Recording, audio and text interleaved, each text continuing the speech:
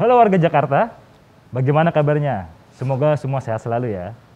Berita Jakarta edisi Minggu pertama September 2021 ini akan menyajikan beberapa berita pilihan redaksi yang informatif dan bisa menjadi referensi untuk Anda.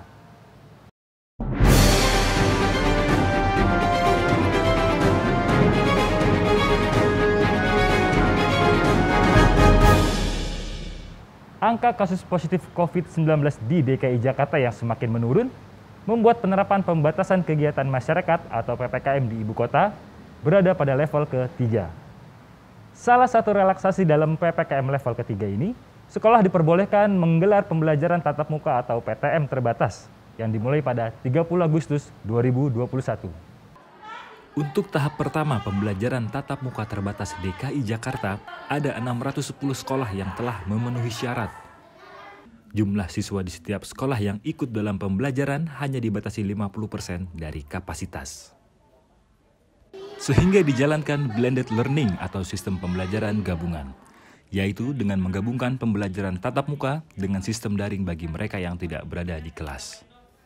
Di wilayah Kota Jakarta Pusat, Wali Kota Jakarta Pusat, Dani Sukma, beserta jajarannya langsung memantau pelaksanaan pembelajaran tatap muka terbatas di SMA Negeri 77, SMP Kesatria, dan SD Negeri 01 Kebon Kacang. Alhamdulillah proses pembelajaran tatap muka berjalan dengan lancar dan hikmat.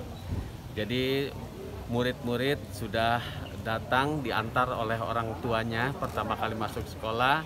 Ini awal yang bagus, kemudian cek prokesnya, ya protokol kesehatannya, mulai dari kesiapan untuk suhu tubuhnya, kemudian mencuci tangannya, menjaga jaraknya, itu menjadi perhatian. Dan tadi proses belajar mengajar pun terlihat cukup hikmat, kemudian tertib. Di Jakarta Pusat, pada pembelajaran tatap muka terbatas tahap pertama ini, terdapat 60 sekolah yang melaksanakannya. Sekolah yang diizinkan melakukan pembelajaran tatap muka telah memenuhi syarat dalam asesmen siap belajar dari Pemprov DKI Jakarta. Tim Liputan, Berita Jakarta melaporkan. Pembelajaran tatap muka secara terbatas mendapatkan perhatian khusus dari Pemprov DKI Jakarta. Menjaga kesehatan para siswa menjadi yang paling utama tentunya. Tidak hanya jajaran Pemprov DKI, Komisi E DPRD DKI Jakarta juga turun langsung memantau pelaksanaan pembelajaran tatap muka terbatas ini. Para anggota Komisi DPRD yang membidangi masalah kesejahteraan rakyat, termasuk pendidikan, berbagi tugas di beberapa sekolah dan wilayah kota. Di Jakarta Pusat, Ketua Komisi E DPRD DKI Jakarta, Iman Satria, memantau pembelajaran tatap muka terbatas di SMA Negeri 77 Jakarta. Ia bersama anggota lainnya, Basri Baco, melihat kesiapan sarana prasarana pendukung protokol kesehatan dan juga proses pembelajaran. Nah, kunjungan ini di SMA 77 kita laksanakan ini dengan Ibu Utami sebagai kepala sekolah dan Bu Urip dengan Kasudin. Ya, alhamdulillah kunjungan ini sangat memuaskan. Kita lihat semua himbauan dari pemerintah daerah ataupun dari pemerintah pusat, khususnya Mendikbud, sudah dijalankan dengan tetap prokes. Ya, kan tadi saya cek ininya cuci tangannya ada, semua pakai masker dan distansinya dijaga. Nah, harapan kita mudah-mudahan nanti PPKM bisa dilonggarkan dan semua adik-adik kita bisa sekolah kembali di tempat ini. Saya rasa itu. Sementara di Jakarta Utara, anggota Komisi E Joni Simajuntak dan Oman Rohman memantau di SD Negeri 01 Tanjung Priuk dan SMA Negeri 92 Jakarta. Dan di Jakarta Timur, SMA Negeri 71 Jakarta yang berada di kawasan Duren Sawit dikunjungi oleh anggota Komisi E DPRD DKI Jakarta, Muhammad Tamrin. Tim Liputan, Berita Jakarta melaporkan. Semoga dengan status PPKM DKI Jakarta yang sudah level 3 ini bisa memotivasi kita untuk semua menjalankan protokol kesehatan ya, dan pandemi COVID-19 bisa cepat usai.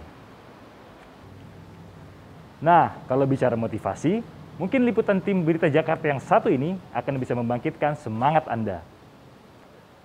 Warga RW 07 Kelurahan Tomang, Jakarta Barat berhasil memanfaatkan lahan tidur untuk budidaya ikan lele dan tanaman obat.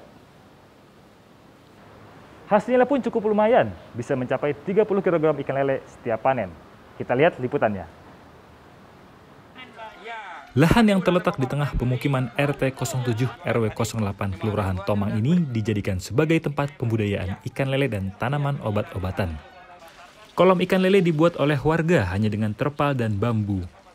Namun dengan pembinaan dan bantuan dari Suku Dinas Ketahanan Pangan, Kelautan dan Pertanian Jakarta Barat, warga mampu memanfaatkan lahan tersebut. Di hari ini kita panen ikan lele yang tadi secara langsung sudah dikonsumsi dibeli oleh warga sekitar dengan harga di bawah pasar.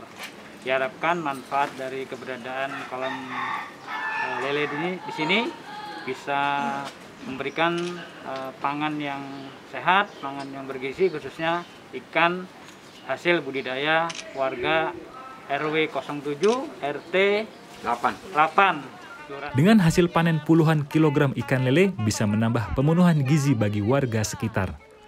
Karena selain dibagikan langsung kepada warga yang mengurus, ikan tersebut juga dijual dengan harga lebih murah dari pasaran. Tim Liputan Berita Jakarta melaporkan. Demikian program Berita Jakarta edisi kali ini. Patuhi protokol kesehatan dan ayo vaksin, karena ini salah satu cara untuk kita bebas dari COVID-19.